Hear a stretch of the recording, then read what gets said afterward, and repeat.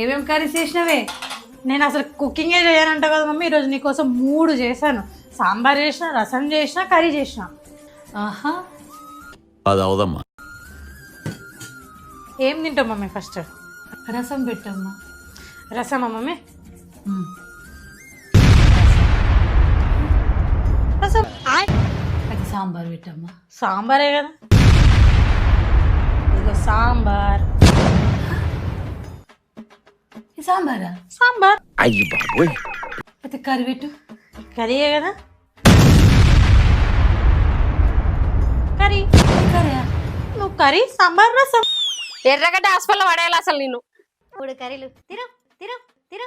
నీవన్నీ నీళ్ళని తెల్లనివన్నీ పాలని అనుకున్నా గనుకే కుమిలి